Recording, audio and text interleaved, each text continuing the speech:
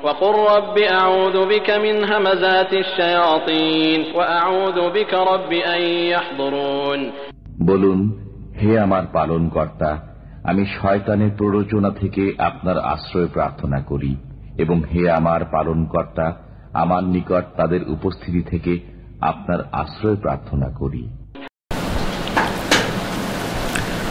আউযু বিল্লাহি মিনাশ শাইতানির রাজীম। বিসমিল্লাহির রহমানির রহিম। রব্বি ইশরাহ লি সাদরি ওয়া ইয়াসসির লি আমরি ওয়াহলুল উকদাতান মিন লিসানি ইয়াফকাহু কওলি। রব্বি ইন্নী আউযু বিকা মিন হামাযাতিশ শায়াতিন ওয়া আউযু বিকা রব্বি আন ইয়াহদুরুন।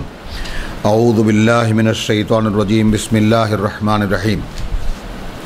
সূরা মায়েদার আমরা 109 এবং 10 গত মজলিসে তেলাওয়াত করেছি। তো আজকে আবার সেখান থেকেই শুরু করব, কারণ আমরা এই শেষ 2 রুকুকে একটা এপিসোড বানাবার কথা ভাবছি। এর মধ্যে ছোট্ট ছোট্ট কয়েকটি কথা, যেমন সূরা বাকারায় আমরা 5ম পারায় এসে উপস্থিত হয়েছি। সূরা বাকারা সম্পর্কে আমরা বলেছি প্রধানত 2 উম্মতের কাহিনী, মুসলিম এবং বনাম ইহুদি। মুসলিম বনাম ইহুদি, সূরাতুল উম্মাতাইন। বেসিক পয়েন্ট 2 উম্মতের তুলনামূলক আলোচনা। তারপরে ইহুদিদের অর্থাৎ বনি ইসরায়েলের আলেমদের একদম 10 রুকু ধরে, দীর্ঘ 10 রুকু ধরে, মানে 5ম রুকু থেকে নিয়ে একেবারে 15 রুকু পর্যন্ত 10 রুকু ধরে দীর্ঘ চার্জশিট, তাদের অপকর্মের ইতিহাস। এরপরে শরীয়তের, এরপরে ইব্রাহিম আলাইহিস সালামের প্রসঙ্গ, কাবা পরিবর্তনের প্রসঙ্গ, এরপরে শরীয়তের বিধিবিধান আস্তে আস্তে করে শুরু হলো। তো শরীয়তের বিধিবিধান প্রথমেই কি দিয়ে শুরু হলো? কিসাস।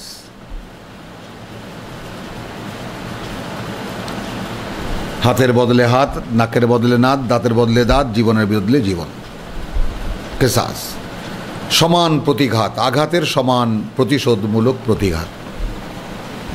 সেই যে বিধান, তো সেই বিধান ওখানে ওয়াসিয়াতের বিধান, তারপর বিবাহ তালাকের বিধান, এই সমস্ত বিধানগুলো আমরা পড়ে এসেছি। আলে ইমরানে বিধান বলতেই নেই, শুধু সুদের সম্পর্কে একটা কথা আছে, তাই না? লা তাকুলুর রিবা আদাফু মুদাআফা, ব্যাস। এরপরে সূরায়ে নিসায় এসে ঠাসা একেবারে বিধান, সেখানে একদম সালাম বিনিময়ের ক্ষেত্রেও কীরকম হবে সেটাও আল্লাহ শিখিয়ে দিয়েছেন। সূরা মায়েদা, এই কিন্তু কোরআনী শরীয়তের সমাপনী হচ্ছে, শেষ। এবার সূরা নূর, সূরা আহজাব, এতে কিছু কিছু আছে, তা সেগুলো এখানকারই পুনরাবৃত্তি, অথবা পর্দার বিধান বোধহয় সূরা নূরে আসছে।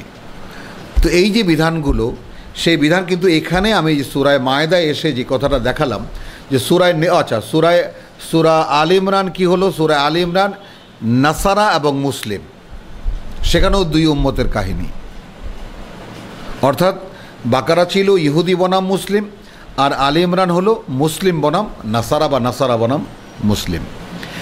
আবার এই 3 জাতির ইতিহাস হলো, 3 জাতির যাকে বলে প্রসঙ্গ এসেছে সূরা নিসায়।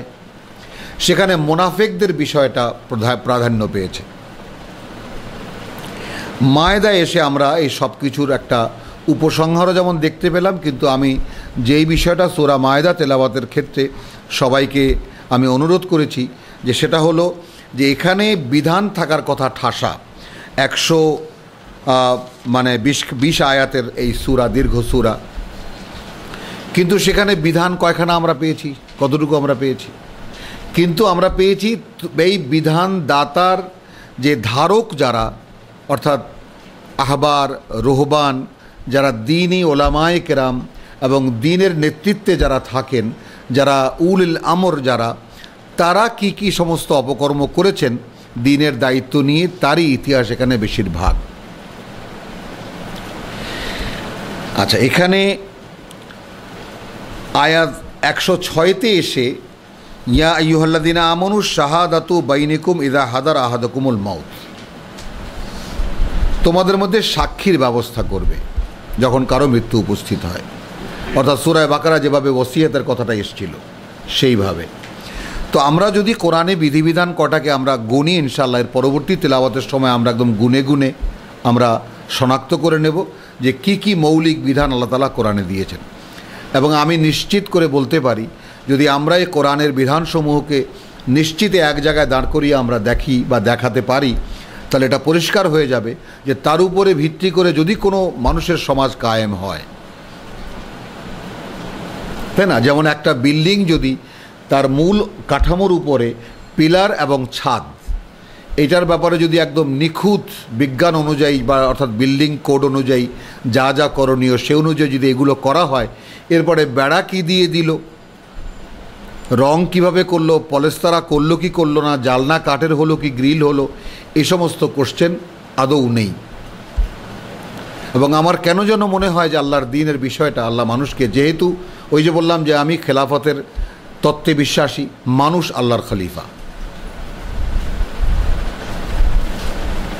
এখন এটা কেউ বিদ্রোহী খলিফা আর কেউ আল্লাহ তাআলার অনুগত খলিফা। তো মানুষ আল্লাহর খলিফা এবং মানুষ খেলাফত করছে এই পৃথিবীতে।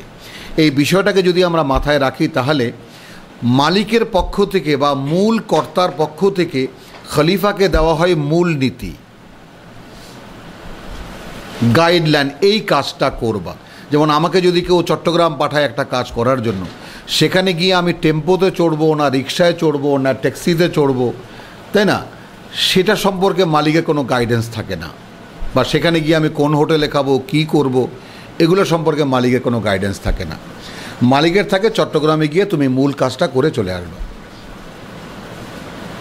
যেমন এখনকার একেবারে আমি তুলনা করলাম, ঔষধ কোম্পানির রিপ্রেজেন্টেটিভ যারা, তাদের একটা মাত্রা নির্ণীত থাকে যে এই ক্যাপসুলটা মিনিমাম 5 টাকা খুচরা মূল্য, তুমি 4.5 টাকা পর্যন্ত বিক্রি করে দেবা, এর বেশি বিক্রি করতে পারলে তোমার বোনাস আছে।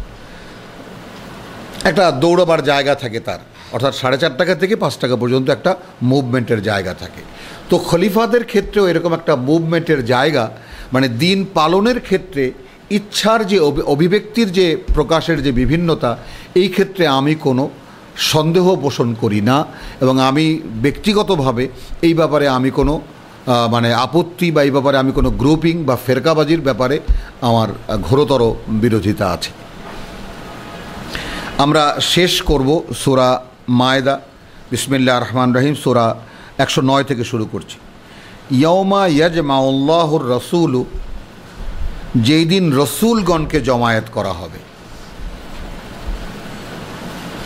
ফায়াকুলু মাযা উজিবতুম, এইখানে যেই জিনিসটা আমি দেখাতে চাইলাম গত মজলিসে, সূরা বাকারার 143কে আমরা সামনে নিয়ে নেব।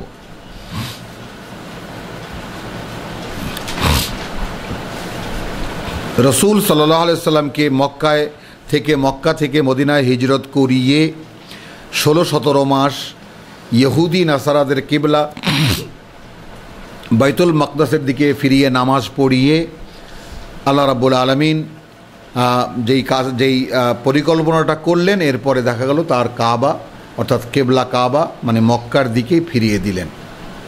এই যে তাহবিলে কিবলা, সেটা 142 দ্বিতীয় পারায়, সায়াকুলুস সুফাহাউ মিনান নাস মা ওয়াল্লাহুম আন কিবলাতিহিমুল্লাতী কানু আলাইহা।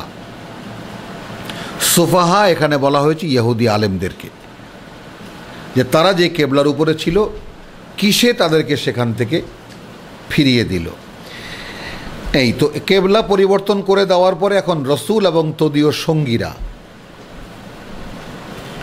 এরা সবাই একইভাবে সমানভাবে, অর্থাৎ রসুলের মাধ্যমে স্বয়ং আল্লাহ তাআলা যে কয়জন মানুষকে দ্বীনের যে পরিপূর্ণ প্রকাশ ঘটিয়ে দেখিয়েছেন এবং নিত্য তার আয়াতকে অনুশীলনী করে করে রসুল যেভাবে দেখিয়েছেন, তো যারা তা দেখেছে একইভাবে তারা দায়িত্বপ্রাপ্ত হয়ে গেছে। যে দায়িত্ব রসুলের উপরে ছিল। আমাদের সমাজে একটা জিনিস আছে যে রসুলের উপরে যে দায়িত্ব, তার চাইতে ওই রকম দায়িত্ব আমাদের নয়। এই বিষয়টা বোধহয় কোরআনে এর কোনো দলিল পাওয়া যাবে না। কোরআন দিয়ে এই বিষয়টাকে স্বীকৃত করানো যাবে না, সত্যায়ন করা যাবে না।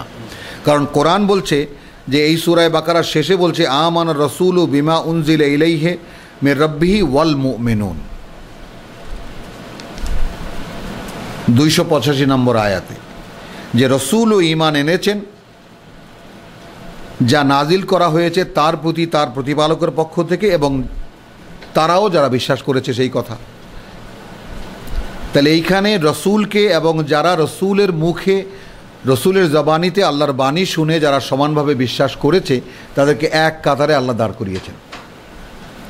সেই ঈমানের সমুদায় বাণী, কুল্লুন আমানা বিল্লাহি ওয়া মালাইকাতিহি ওয়া কুতুবিহি ওয়া রুসুলিহি লা নুফাররিকু বাইনা আহাদিম মির রুসুলিহি ওয়া ক্বালু সামি'না ওয়া আতানা গুফরানাকা রাব্বানা ওয়া ইলাইকাল মাসির।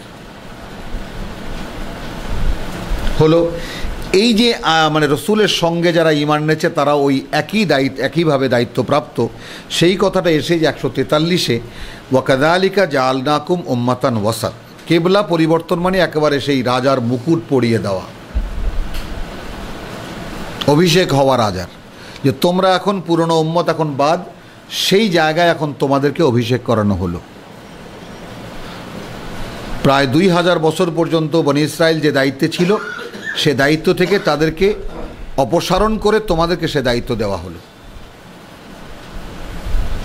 সে দায়িত্বের ঘোষণা 143-এ, কাযালিকা জাআলনাকুম উম্মাতান ওয়াসাতান লিতাকুনু শুহাদা আলান নাস ওয়া ইয়াকুনু রাসূলু আলাইকুম শাহীদা। ঠিক 285-র মতো আমানা রাসূলু বিমা উনজিলা ইলাইহি মির রাব্বিহি ওয়াল মুমিনুন। এখানেও যদি আমরা লক্ষ্য করে দেখি, এভাবেই আমরা গড়ে তুলেছি তোমাদেরকে উম্মাতান ওয়াসাত, আমাদের সঙ্গে বিশ্ব মানবতার সংযোগ স্থাপনকারী জাতি তোমরা। ওই মধ্যমপন্থী ওই জিনিসটা এখন আর চলবে না, ওটা এক সময়কার ধারণা ছিল আমাদের মানে অতীতের স্কলারদের। এখন এটা পরিষ্কার হয়ে গেছে যে আসলে মানে যারা মিডিয়া যারা মাধ্যম যারা, অর্থাৎ আল্লাহর বার্তা পড়ে নিজে বুঝে সে অনুযায়ী নিজে তার রূপ ধারণ করে মানুষের কাছে বলবে। তাহলে আল্লাহ এবং মানুষের মাঝখানে লোকটাকে, যেমন আমরা রসুলের মাধ্যমে এই কিতাব পেয়েছি, রসুলের মাধ্যমে আল্লাহ তাআলা রসুলের জবানকে ব্যবহার করেছেন, ওহী আসতো তার অন্তরে এবং তিনি ভাষায় প্রকাশ করতেন তার মুখ দিয়ে, সেভাবে আমরা পেয়েছি। তো আমরা আবার একইভাবে রসুলের মুখে শুনেছি, তাই না? আর আল্লাহ তাআলা কত মানে আল্লাহর হিকমতটা আমরা দেখি, আল্লাহ তাআলা কত বড় বুদ্ধিমান, কত বড় জ্ঞানী, নাউজুবিল্লাহ। এই কথা না, আমাদের অভিব্যক্তির দুর্বলতা এগুলো। কিন্তু আল্লাহ তাআলা দেখো, আমরা যদি দেখি আল্লাহ তাআলা প্রথমেই যে ওহীর হিসেবে যা নাজিল করেছেন রসুলের কাছে, ইকরা, পড়ো। তো পড়ো শব্দটি এমন একটি শব্দ যা চিরন্তনী। এখন তুমি লিখিত রূপ থেকে পড়ো বা কারো কাছ থেকে শুনে তারপর আবার তুমি পড়ো, যেভাবে হোক পড়ো, প্রথম যে আদেশ, তো তার মধ্যে কত গভীর যাকে বলে যে হিকমা। তো সেইভাবেই ওয়া কাযালিকা জাআলনাকুম উম্মাতান ওয়াসাত লিতাকুনু শুহাদা আলান নাস ওয়া ইয়াকুনু রাসূলু আলাইকুম শাহীদা।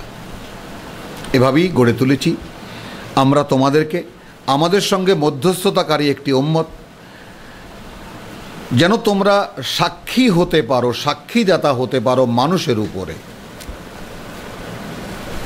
অর্থাৎ আমার কালে, আমার পিতার সমসাময়িক কালে তিনি যতজনের কাছে পৌঁছিয়েছেন, আমার সমসাময়িক কালে আমি যতজনের কাছে পৌঁছেছি, আমার সন্তানদের সমসাময়িক কালে তারা যতজনের কাছে পৌঁছাবে।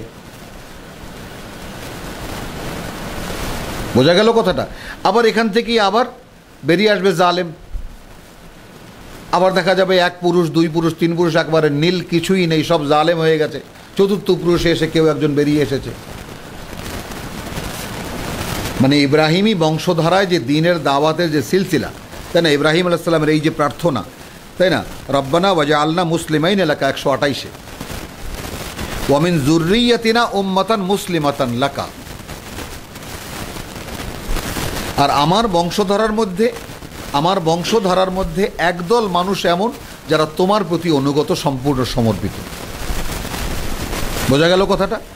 তারপরে ও আরিনা, মানে এটা গেল ও রব্বানা ওয়াবাস ফীহিম, সেই যে মানে তোমার অনুগত যেই ধারাবাহিকতাটা থাকবে তাদের মধ্যে, ওয়াবাস ফীহিম রাসূলাম মিনহুম ইয়াতলু আলাইহিম আয়াতিকা ওয়া ইউআল্লিমুহুমুল কিতাব ওয়াল হিকমা ওয়া ইউযাক্কিহিম। ফর্মুলা তো পরিষ্কার।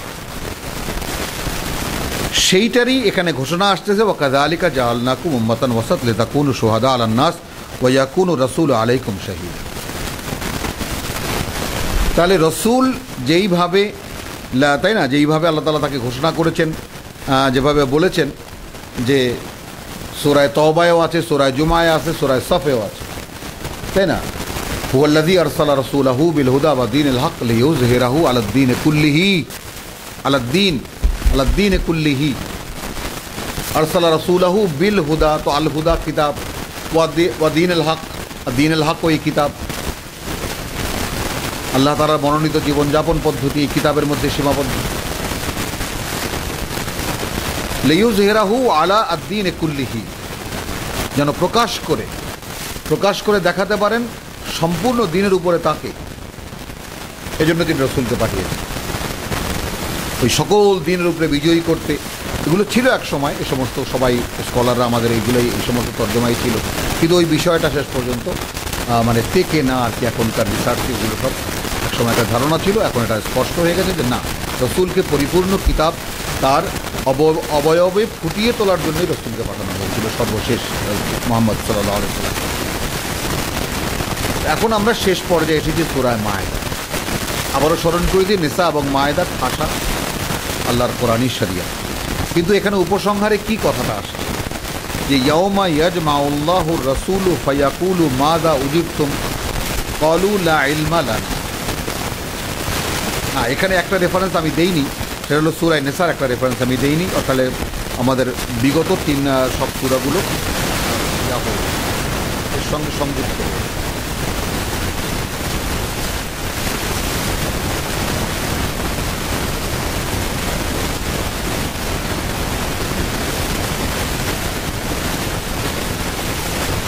সূরা নিসায় একখানা আয়াত আমরা আগে নিয়ে নেব। না,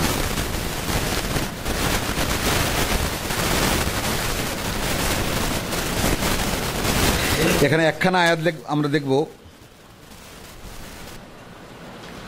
বিসমিল্লাহির আয়াত 64, ওয়ামা আরসালনা মিন রাসূলিন ইল্লা লিইউতাআ বিইজনিল্লাহ। আমরা ওইটা যেন ধরে রাখি যে যেটা এখান থেকে আমরা পড়া শুরু করেছি 109 মায়েদার। এখানে কি ইয়াউমা ইয়াজমাউল্লাহুর রাসূলা আর রুসুলা, ইন্না লিল্লাহ, ইয়াউমা ইয়াজমাউল্লাহুর রুসুলা, সমস্ত রসুলগণকে যেদিন একত্রিত করা হবে। বোঝা গেল? এখানে বলা হচ্ছে ওয়ামা আরসালনা মিন রাসূলিন, পাঠাইনি আমরা এমন কোনো রসুল বা এমন কোনো বার্তাবাহক, ইল্লা লিইউতাআ, আর কোনো কারণে যে তাকে অনুসরণ করা হবে, বিইজনিল্লাহ, আল্লাহর আদেশক্রমে, আল্লাহর অনুমতিক্রমে। তাহলে রসুল পাঠাবার সুন্নত এখানে ক্লিয়ার হয়ে গেল। এখানে আবার বলা হচ্ছে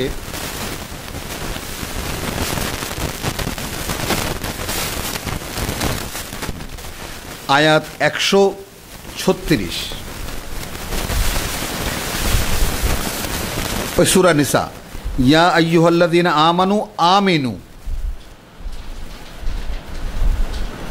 ইয়া আইয়ুহাল্লাযীনা আমানু আমিনু বিল্লাহি ওয়া রাসূলিহি ওয়াল কিতাব। তাহলে ইয়া আইয়ুহাল্লাযীনা আমানু এ সম্বোধন আল্লাহ করছেন, স্বীকৃতি দিচ্ছেন, ঈমান তোমাদের আছে, কিন্তু এইরকম ঈমান হলে চলবে না। তাহলে ঈমান কীরকম হতে হবে? আমিনু বিল্লাহি ওয়া রাসূলিহি ওয়াল কিতাব। সম্বোধন কাকে? ইয়া আইয়ুহান নাস না, কিন্তু ইয়া আইয়ুহান নাস আমিনু বিল্লাহি ওয়া রাসূলিহি ওয়াল কিতাব নো, ইয়া আইয়ুহাল্লাযীনা আমানু, হে যারা ইমানদার হিসেবে মুহাম্মদ রাসূলুল্লাহ সাল্লাল্লাহু আলাইহি সাল্লামের আহ্বানে যারা সাড়া দিয়েছো, তারা শোনো, আবার নতুন করে দেখো, ঈমান আনো আল্লাহ এবং আল্লাহ রসুলের উপরে, ওয়াল কিতাব, এবং এই যে কিতাব আল্লাযী নাজ্জালা আলা রাসূলিহি, যা নাজিল করা হয়েছে তার রসুলের উপরে, ওয়াল কিতাব আল্লাযী উনজিলা মিন ক্বাবলু, অর্থাৎ যেটা সূরা বাকারা আমরা পড়ে উঠেছি, ওয়াল্লাযীনা ইউমিনুনা বিমা উনজিলা ইলাইকা ওয়া মা উনজিলা মিন ক্বাবলিক। এই যে কোরআন যে একই সুতো দিয়ে পেঁচানো একটি জাল, ওমান ইয়াকফুর বিল্লাহি ওয়া মালাইকাতিহি ওয়া কুতুবিহি ওয়া রুসুলিহি, এখানে ক্লিয়ার, কিন্তু ডিটেইল একেবারে বিপরীত দিকটা, নেগেটিভ দিকটা। যারা প্রত্যাখ্যান করবে আল্লাহকে এবং অবিশ্বাস করবে আল্লাহকে, ফেরেশতাদেরকে এবং তার কিতাবসমূহকে এবং তার বার্তাবাহকগণকে অথবা রসুলগণকে, ওয়াল ইয়াউমাল আখির, পূর্ণ হয়ে গেল। ফাকাদ দাল্লা দালালাম বাঈদ, নিশ্চিত পথ হারালো সে, পথ হারিয়ে বহু দূরে চলে গেল। হলো, তাহলে এখানে দেখালাম যে রসুলদেরকে কেন পাঠানো হয়েছে। এখানে আবার সেই উপসংহারে এসে সূরা মায়েদায় বলা হচ্ছে, আচ্ছা আবার দুখানা আয়াত সূরা নিসার 135-এ, ইয়া আইয়ুহাল্লাযিনা আমানু কুনু, আমি আগে বলা উচিত ছিল, ইয়া আইয়ুহাল্লাযিনা আমানু কুনু কাওয়ামিনা বিল কিসত শুহাদা লিল্লাহ, তোমরা ন্যায় পরায়ণতার ধারক হয়ে দাঁড়াও। অর্থাৎ প্রতিটি মুসলিম যে বিশ্বাসের দাবি করো, সে সেই সমাজে একজন ন্যায়পরায়ণ ব্যক্তি হিসাবে পরিচিত।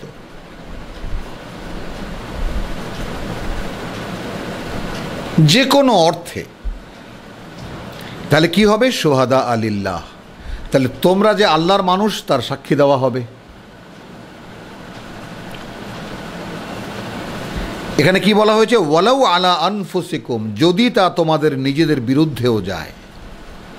মানে ন্যায় পরায়ণতার এর চাইতে চূড়ান্ত মাপকাঠি আর কি হতে পারে? আউইল ওয়ালিদাইন, তোমাদের পিতামাতার বিরুদ্ধে যদি যায়, ওয়াল আকরাবিন, আত্মীয় স্বজনের বিরুদ্ধে যদি যায়, ইন ইয়াকুন গানিয়ান ওয়া ফাকিরান, যদি প্রতিপক্ষ তোমার ধনী হয় অথবা ফকির হয়, ফাল্লাহু আউলা বিহিমা, সেক্ষেত্রে আল্লাহই তোমাদের মানে ঘনিষ্ঠ, যে তুমি তিনি যেটা বলেছেন সেটা তুমি মানবে। ফালা তাত্তাবিউল হাওয়া, নিজের মন কি বলে তার দিকে ফিরেও তাকাবে না। আনতা আদিলু, যে তোমরা ন্যায় করবে না। ন্যায় করতে গিয়ে মন কি বললো সেদিকে ফিরেও তাকাবে না। বোঝা গেল? তাহলে এখানে পাওয়া গেল ইয়া আইয়ুহাল্লাযিনা আমানু, দেখা এই আয়োজনটা 135 করে 36-এ বলা হচ্ছে ইয়া আইয়ুহাল্লাযিনা আমানু বিল্লাহ আমিনু বিল্লাহি ওয়া রাসূলিহি। তো ঈমানের সাথে কিসত কিভাবে জড়িত? তাই না, যে তুমি ন্যায়ের সাক্ষ্যদাতা তোমার সমাজে, এটা হলো তোমার প্রথম পরিচয়। তারপর তুমি আল্লাহর বাণীর ধারক এবং বক্তা। এই একই আয়াত আমরা সূরা মায়েদায়ও আমরা পেয়েছি, সাথে এসে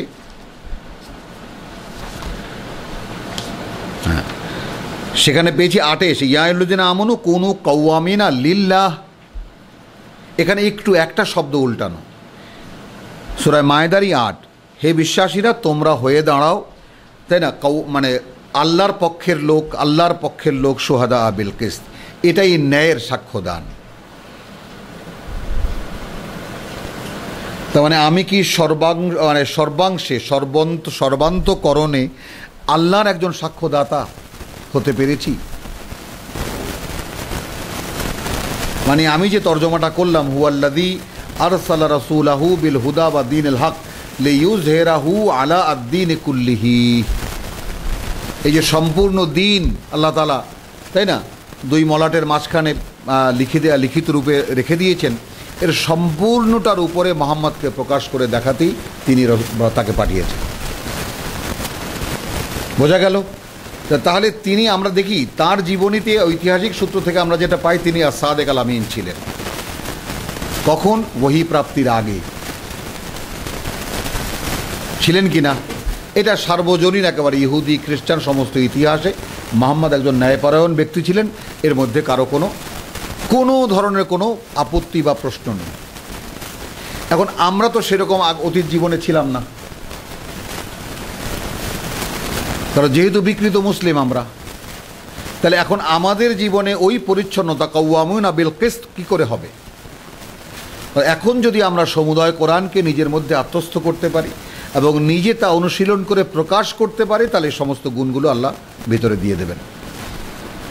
এই হলো দুনিয়ার পরীক্ষা, পাঠ্য এই কিতাব এবং এ অনুযায়ী নিজেকে গড়ে তোলার সাধনা এবং তাওয়াসিবিল হক, এবং একে অপরে যখন আমরা দুজনে চলবো পথে, তখন একে অপরে যখন বলবো ভাই তুমি তো পারছে কিন্তু আমি তো পারছি না, যেমন একটু আগে আমার এক ভাই বলছেন, কান্নাকাটি করছেন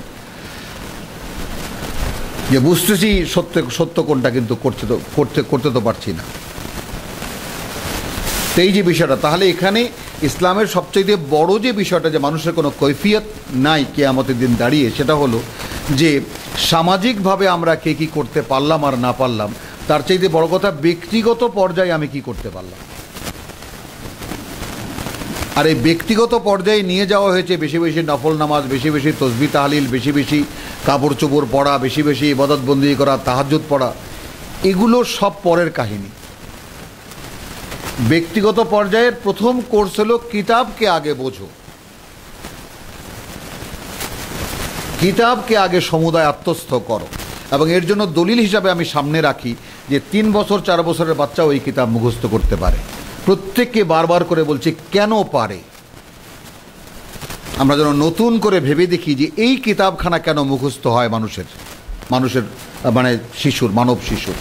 তাহলে কি মানুষের সঙ্গে এইটাকে এমনভাবে সহজায়ন করা আপনা থেকেই আল্লাহ তাআলা এইভাবে সামঞ্জস্যশীল করে দিয়েছেন এই কিতাবকে।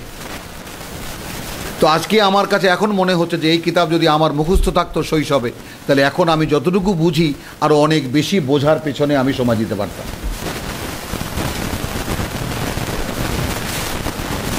আর এখন মনে হয় যে জীবনে অনেক ভুল যেমন করেছি, যদি জানা থাকতো আমার সেই সমস্ত আয়াত বোধের সঙ্গে, তাহলে আমি সেই সমস্ত ভুল হয়তো করতাম না। তো আল্লাহ তাআলা এইভাবে কোরআনকে যে কোনোভাবে মানে যারা বিশ্বাস করবে তাদের জন্য শুধু সহজ করতে থাকেন, এবং সহজ করে দিয়েছেন প্রকৃতিগতভাবেই এই কোরআন মানুষের জন্য সহজ। তো সেই যে কোনো কওয়ামিনা বিল কিস শুহাদা আলিল্লাহ, এটা দেখালাম। এরপরে রসুলদেরকে এখন আমরা মানে নিসা এবং মায়েদা হলো, মায়েদার উপসংহারে এসে পৌঁছেছি। এখানে রসুলগণের চূড়ান্ত দিনের কথা হচ্ছে সামনে। ইয়াউমা ইয়াজমাউল্লাহুর রুসুলা ফায়াকুলা মাযা উজিবতুম। এখানে আরেকটা চিরন্তনী বিষয় আমরা সামনের সূরা, তবুও আমরা একটু দেখে নেব। একটু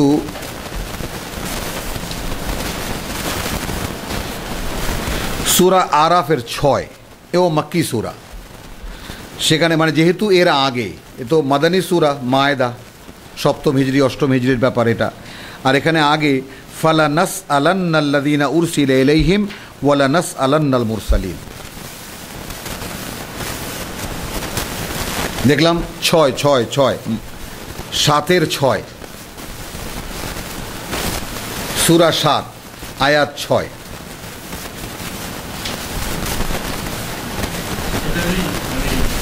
বাস্তবায়ন, হ্যাঁ। কি দেখলাম? ফালা নাস আলান্নাল্লাযীনা উরসিলা ইলাইহিম ওয়ালা নাস আলান্নাল মুরসালিন। অবশ্যই আমরা জিজ্ঞেস করব আমরা তাদের কাছে যাদের কাছে রসুলদেরকে পাঠানো হয়েছিল, এবং অবশ্যই আমরা জিজ্ঞেস করব রসুলদেরকে যে তোমাদেরকে কি জাতি কি জবাব দিয়েছিল।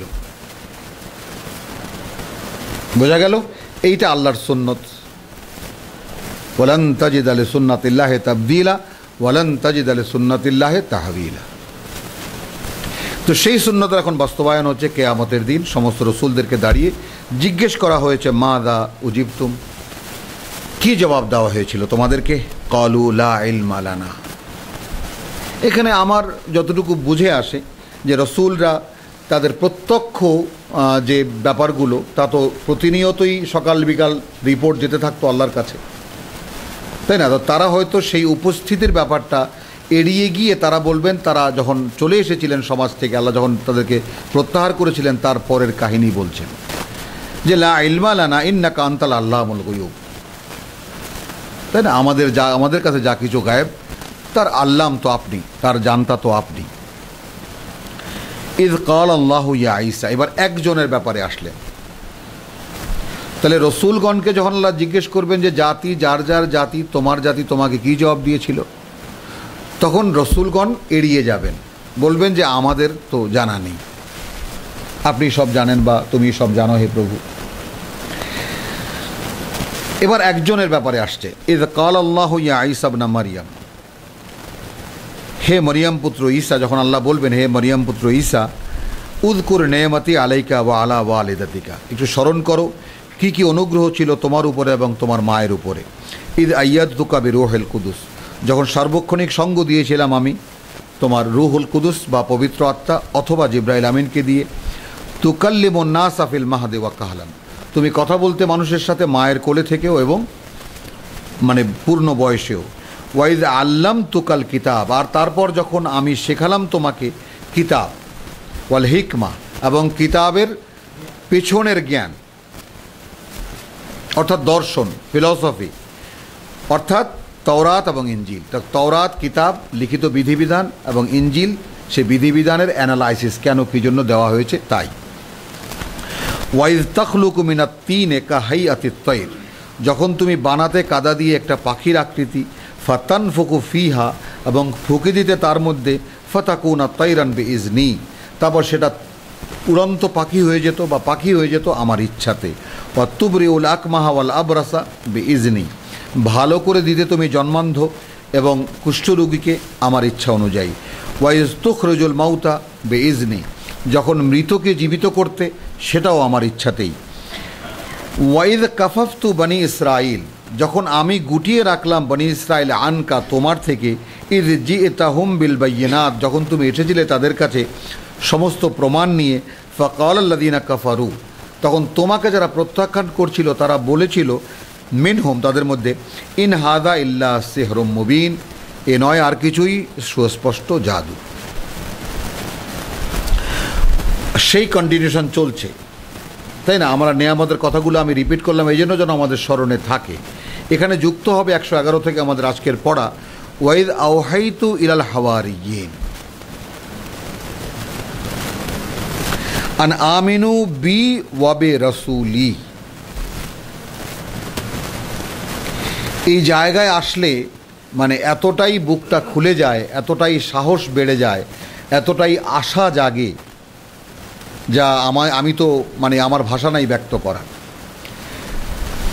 তাই না? যেমন কেউ সাড়া দেয়নি বনি ইসরাইলের সর্বশেষ রসুল যিনি, তাই না, তাদের খাতামুন নবিয়্যিন ঈসা ইবনে মারিয়াম, অর্থাৎ আলেম উলেমা সাধারণ মানুষ কেউ সাড়া দেয়নি। হাওয়ারি, কেউ বলেন জেলে, কেউ বলেন ধোপা, এই সম্প্রদায়ের সামান্য কিছু লোক, অর্থাৎ রসুলের সঙ্গী হতে। কিন্তু সবাই কিন্তু ধর্মে বিশ্বাসী, আমরা যেন উল্টো পাল্টা না বুঝি এক্ষেত্রে। আবার বনি ইসরায়েলের লক্ষ লক্ষ সদস্য ছিল, তারা সবাই যার যার বানানো ধর্ম পালন করত, যার যেভাবে খুশি খেয়াল খুশি অনুযায়ী চলতো। আল্লাহকেও মানত, রসুলও মানত, তাওরাতও মানত, মানি, যেমন আজকে আমরা মানি। যেমন ভাই আপনি আল্লাহকে মানেন? হ্যাঁ মানি, তাই না? আল্লাহকে এই দুনিয়া যে সৃষ্টি করেছেন, লা ইয়াকুলুনাল্লাহ, অবশ্যই অবশ্যই বলবে আল্লাহ, সেরকমভাবে সবাই মানে। হিন্দুরা যেমন ভগবান মানে, খ্রিস্টানরা যেমন ঈশ্বর মানে, আমরাও সেইভাবে আল্লাহ মানি। আবার কেউ একজন মানে, সায়েন্টিস্টরা যেমন দ্যার ইজ সামওয়ান বা there is a super power, তো আমরাও সেভাবে আল্লাহকে মানি। ভাই আল্লাহকে যে মানবেন, আপনি আল্লাহকে জানেন, আল্লাহকে চেনেন? হ্যাঁ, আল্লাহ এই দুনিয়াকে সৃষ্টি করেছে। এইভাবে আমরা কমন কতগুলো কথা বলবো যা শোনা কথা, কিন্তু আল্লাহর কিতাব থেকে আল্লাহকে চিনে তারপর মানা। কোরআন মানেন? হ্যাঁ মানি। বাবা, কোরআন মাথায় রেখে কসম করে মিথ্যা কথা বলা যায় না ভাই, এইটুকুই কোরআন মানে। কিন্তু কোরআন মানা মানে কোরআন জানা, আল্লাহকে মানা মানে আল্লাহকে জানা, রসুলকে মানা মানে রসুলকে জানা। একথা তো আমাদের কেউ শেখায় না।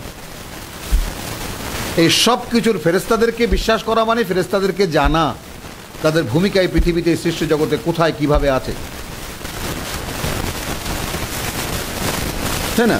আল্লাহ এমন বলেন না যে আমার উপরে বিশ্বাস 95%, ফেরেশতাদের উপরে 2%, কিতাবের উপরে 1%, আর নবী রসুলদের উপরে 1%, কিয়ামতের উপরে 1%, এরকম বলেছে?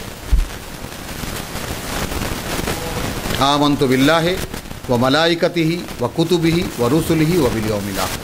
5টি মৌলিক বিশ্বাসের খুঁটি। আমরা কিন্তু ইসলামের 5 খুঁটি সবাই জানি, জানি কি না? নামাজ রোজা, কালেমায়ে শাহাদাত, নামাজ রোজা হজ যাকাত, জানি কি না? যার কোনো অস্তিত্ব এই কিতাবে নেই। কিন্তু ঈমানের 5 খুঁটি এটা কেউ জানি না, এর কোনো খুঁটি দুর্বল হলে ঈমান হবে না। আমানতু বিল্লাহি ওয়া মালাইকাতিহি, এখন আমি আল্লাহকে বিশ্বাস করি, ফেরেশতা বিশ্বাস করি না, দেখি না। কিতাব বিশ্বাস করি না, কিতাব জানি না, তো বিশ্বাস করি না, নিশ্চয়ই বিশ্বাস করি না, জানবো না কেন? কারণ আমার এমএ পাস করতে হলে রাত জেগে জেগে পড়তে হবে, এমবিবিএস পাস করতে হলে রাত জেগে জেগে পড়তে হবে, জানি কি না এটা? আমরা তো জানি, ওইটার উপরে আমাদের ইমান আছে, এমবিবিএস পাস করতে পারলেই আমি ডাক্তার হয়ে যাব। দিন রাত খেটে আমরা পড়ি, তখন কত প্রাইভেট টিউশন, কত টিউটর, কত কোচিং, হাজার হাজার টাকা তার পিছনে ব্যয়। কিন্তু কোরআন না জানলে যে জাহান্নামে যেতে হবে এ ব্যাপারে এক পয়সাও ব্যয় নেই।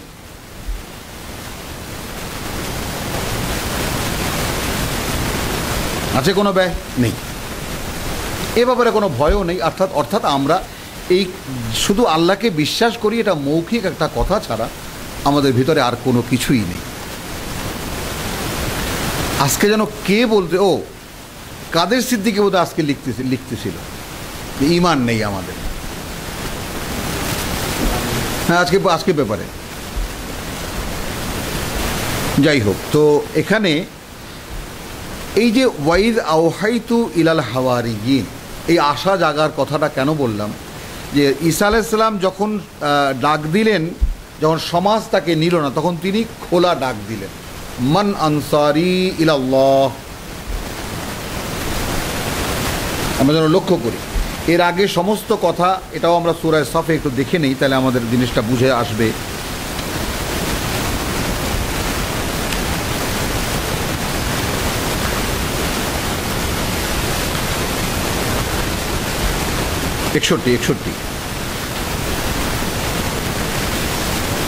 একষট্টি সূরা নম্বর 61, 5 এবং 6 আয়াত পড়ব আমি। 5-এ দেখব মূসার কথা, ইহুদিদের উৎপত্তি। ওয়াইদ ক্বালা মূসা লিকওমিহি ইয়া কওমি লিমা তুউযুনানি ওয়া কাদ তা'লামুনা আন্নী রাসূলুল্লাহি ইলাইকুম। কেন এত কষ্ট দিচ্ছ আমাকে, যেখানে তোমরা জানো যে আমি তোমাদের প্রতি প্রেরিত আল্লাহর একজন বার্তাবাহক। বোঝা গেল? ফালাম্মা জাগু, কিন্তু তারা সেই বক্র আচরণই যখন করতে থাকলো, আযাগ আল্লাহু কুলুবাহুম, আল্লাহ তাদের অন্তরটাকেই বাঁকা করে দিলেন। আল্লাহু লা ইয়াহদিল কওমাল ফাসিকিন। দেখা গেল এখন ওয়াইদ ক্বালা লিমূসা ইয়া কওমি, হে আমার জাতি। বোঝা গেল? লিমা তুউযুনানি ওয়া কাদ তা'লামুনা, কেন এত কষ্ট? তুমি জানো, তোমরা জানো যে আমি আল্লাহর প্রিয়। এইভাবে রসুল, আমাদের রসুলের জীবনে বহু কথা, ভাই আমি আল্লাহ না চাইলে আমি কোনোদিনও তোমাদের যে সমস্ত কথা, তোমরা জানো নবীর তো বিলকুল মহম্মদ, আমি একটা জীবন কেন আমি বলছি যদি আল্লাহ আমাকে রসুলদের অসহায় এখানে এত কষ্ট কেন দিচ্ছে, যেখানে তোমরা জানো যে আমি তোমাদের দিকে আল্লাহ।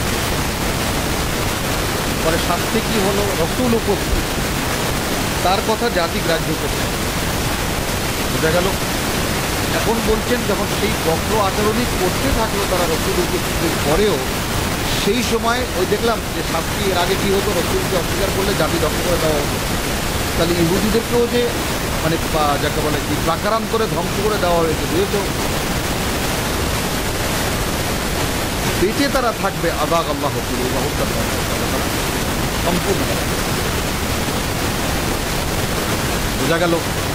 দেখেছো এখন এটা হলো চূড়ান্ত ধ্বংস, মানে জীবন মৃত। বেঁচে আছে ঠিকই, ইহুদি নামও ধারণ করছে, কিন্তু আসলে তারা কিছু দিন তারা। একইভাবে আসলো খ্রিস্টানদের কথা, ওয়াইদ ক্বালা ঈসা ইবনু মারইয়াম ইয়া বানী ইসরাঈল, একই হলো কিনা? সেই ইসরায়েলের বংশ থেকেই তিনি প্রেরিত হয়েছেন। হে ইসরায়েলের বংশধর, ইন্নী রাসূলুল্লাহ ইলাইকুম, আমি তো আল্লাহর রাসূল তোমাদের, মুসাদ্দিকান লিমা বাইনা ইয়াদাইয়া মিনাত তাওরাত ওয়াল ইনজিল মিনাত তাওরাত, তাওরাতের যা কিছু বলা হয়েছিল তাকে সত্যায়ন করতে এসেছি আমি। তোমরা তাকে বিকৃতি করে তাকে ঝুলিয়ে ফেলেছি, সব ঠিকঠাক করতে এসেছি। ওয়া মুবাশশিরান বিরাসূলিন, এবং বার্তা দিতে এসেছি, সুসংবাদ, একজন এমন রাসূলের, ইয়াতি মিন বাদি, যিনি আসবেন আমার পরে, ইসমুহু আহমদ, তার নাম আহমদ। কোট হলো তাহলে ফালাম্মা জাআহুম বিল বায়িনাত, তারপর যখন আসলো সে তাদের কাছে সমস্ত প্রমাণ নিয়ে, ক্বালু হাযা সিহরুন, সেই বনি ইসরাঈলী বলে তো সুস্পষ্ট কাজ বোঝা গেল। এরপরে যাব শেষ আয়াত, সূরা 14 নম্বর আয়াতে বলা হচ্ছে, ইয়া আইয়ুহাল্লাযীনা আমানু কুনু আনসারাল্লাহ।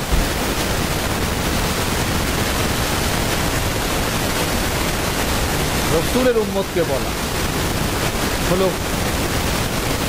তোমরা আল্লাহর সাহায্যকারী হও। ইয়া আইয়ুহাল্লাযীনা আমানু কামা ক্বালা ঈসা ইবনে মারইয়াম। উদাহরণটা দেওয়া হলো, উপমা দিচ্ছেন আল্লাহ, যেভাবে বলেছিল ঈসা ইবনে মারইয়াম লিল হাওয়ারিয়িন, হাওয়ারিদেরকে বলেছিল, মান আনসারি ইলাল্লাহ, কে আমার সাহায্যকারী আল্লাহর পথে, আল্লাহর দিকে চলতে। ক্বালাল হাওয়ারিয়ুন, তখন বলল হাওয়ারিরা, নাহনু আনসারুল্লাহ, আমরা আল্লাহর সাহায্য, তোমার সাহায্যকারী না। সে জিজ্ঞেস করেছিল, রাসূল বলেছিল, কে আমার সাহায্যকারী আল্লাহর পথে, আল্লাহর দিকে যেতে। হাওয়ারিরা উত্তর করছে, আমরা আল্লাহর সাহায্যকারী। সূরা আলে ইমরানে কি আছে? ফাশহাদ বিআন্না মুসলিমিন, তুমি হে রাসূল মানে নবী সাক্ষী থাকো যে আমরা মুসলিম, আল্লাহকে সম্পূর্ণ সমর্থন। বোঝা যায় জিনিসগুলো একদম ক্লিয়ার পিকচার। কিন্তু আমানাত তায়ফাতুম মিন বনি ইসরাঈল, বনি ইসরাঈলে তখন কতিপয় মানুষ ঈমান আনলো, ওয়া কাফারাত তায়ফা, এবং বাদবাকিরা ওয়ানে প্রত্যাখ্যান করলো। ফাআইয়াদনা, তখন সাহায্য করলাম আমরা আল্লাযীনা আমানু, তাদেরকে যারা ঈমান এনেছিল, আলা আদুওয়িহিম, তাদের শত্রুদের উপরে, ফাসবাহু যাহিরিন, এবং তারাই বিজয়ী। বোঝা গেল? তাহলে এই যে বিষয়টা, এই যে ঠিক এইরকম, ওয়াইদ আওহাইতু ইলাল হাওয়ারিয়িন, মানে সূরা সফ, ও যখন আমি ওহী করেছিলাম হাওয়ারিদেরকে। এখন আমরা যারা কোরআনের ক্লাসে আসার মানসিকতাটা পাই, একটা প্রেরণা পাই, একটা উদ্দীপনা পাই, একটা ডিউটি মনে করি, এইখানে যে ঘাটতিটুকু, যে পৃথিবীর অন্য যে কোনো কাজের চাইতে এই কাজকে শ্রেষ্ঠত্বের পর্যায়ে নিয়ে আসতে পারিনি। ওহী কিন্তু হয়ে গেছে আমরা, এটা বুঝে নেই। কোরআন জানতে আসা, কোরআন বুঝতে আসা, কোরআন নিয়ে এক জায়গায় চর্চা হয়, এক জায়গায় আলোচনা হয়, সেখানে সবাই মিলে মানে পার্টিসিপেট করা, এই যে বিষয়টা, এই বিষয়টার যে মনোভাবটা যে জাগ্রত করে দিয়েছেন আল্লাহ, আল্লাহর ওহী কিন্তু হয়ে গেছে। এখন একে মানে ফাশহাদ বিআন্না মুসলিমুন, সাক্ষী থাকো, যে দেখেছো সে সাক্ষী থাকো, আমি কিন্তু আল্লাহতে সম্পূর্ণ সমর্থন। সামি'না ওয়া আতা'না, এই হলো কোরআনী ল্যাঙ্গুয়েজ। হ্যাঁ, আমাকে পছন্দ নাও হতে পারে, এ নিয়েও কোনো কথা নেই, নিজে পড়ুন। কিন্তু কোরআনে আবার ফিরে আসার যে বিষয়টা, এই যে প্রেরণা আল্লাহ তা কিন্তু জাগিয়ে দিয়েছে, ওহী কিন্তু হয়ে গেছে। মুসার মায়ের কাছেও আল্লাহ ওহী করেছেন, ইউসুফের কাছে আল্লাহ ওহী করেছেন। ওহী খালি কোরআন এমন নয়, একটা ইন্সপাইরেশন। হ্যাঁ, মনে মৌমাছিকে ওহী করেছেন, জাগিয়ে দেওয়া মনের মধ্যে। তো এইটা আশা জাগায় যে হয়তো আল্লাহ তাআলা আমাদেরকে ক্ষমার একটা মানে অনুমোদন হয়তো দেবেন, যাতে কোরআন পড়ে যদি বুঝতে পারি এবং এর কিছু শ্রম দিতে পারি, কোয়ালিফাই হতে পারি, কোয়ালিফাইড হতে পারি, তাহলে হয়তো আল্লাহ তাআলা ক্ষমা করবেন। ওয়াইদ আওহাইতু ইলাল হাওয়ারিয়িন আন আমিনু বি ওয়া বিরাসূলি, আমাকে বিশ্বাস করো, আমার বার্তাবাহককে বিশ্বাস করো, আমার প্রতি ঈমান আনো, আমার বার্তাবাহকের প্রতি ঈমান আনো, বা আমার প্রতি ঈমান আনো তথা আমার বার্তাবাহকের প্রতি ঈমান আনো। ক্বালু আমান্না, ক্বালু আমান্না, আমরা ঈমান আনলাম। জবাব কাকে দিল? আল্লাহ। ওয়াশহাদ বিআন্না মুসলিমিন, এ কথা কাকে বলল? রাসূল। তুমি উপস্থিত হে রাসূল, মানুষ রাসূল, তুমি সাক্ষী থাকো যে আমরা আল্লাহকে সম্পূর্ণ। ইয ক্বালা আল হাওয়ারিয়ুন ইয়া ঈসা ইবনে মারইয়াম, যখন বলল হাওয়ারিরা, হে মরিয়ম পুত্র ঈসা, হাল ইয়াস্তাতিউ রাব্বুকা, পারেন কি তোমার সৃষ্টিকর্তা, আন ইউনাজ্জিলা আলাইনা মাঈদাতান মিনাস সামা, যে তিনি নাজিল করে দিন আকাশ থেকে আমাদের জন্য একটা খাদ্য ভরা পাত্র। ইত্তাকুল্লাহ ইন কুনতুম মুমিনিন, ভয় করো আল্লাহকে যদি তোমরা বিশ্বাস করো, অর্থাৎ আল্লাহর অসন্তুষ্টি থেকে বাঁচাও যদি তোমরা বিশ্বাস করে থাকো। এটা কি বলছো তোমরা? আল্লাহকে বিশ্বাস করার জন্য বাস্তব কোনো নমুনা প্রয়োজন?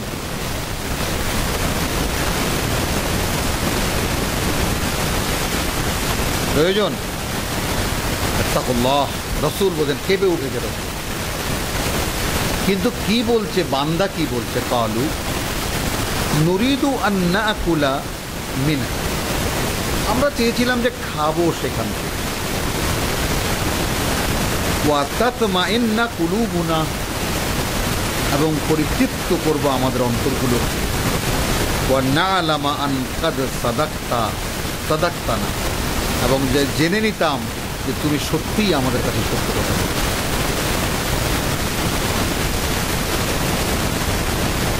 হ্যাঁ, ওয়া নাকুনা আলাইহা মিনাশ শাহিদিন, এই হলো চূড়ান্ত কথা। এবং আমরা হতাম তার পক্ষের সাক্ষীদাতা, একেবারে যে আমরা সেই প্রজন্ম যারা আল্লাহর জান্নাত থেকে পাঠানো বা আকাশ থেকে পাঠানো খাদ্য ভরা পাত্রের খাবার আমরা পেয়েছি। হলো এটা কীরকম, আমরা সেটা ওই যে এই শাহিদিনের বিষয়টা আমরা এখান থেকে একটু দেখে নিই সূরা বাকারা থেকে।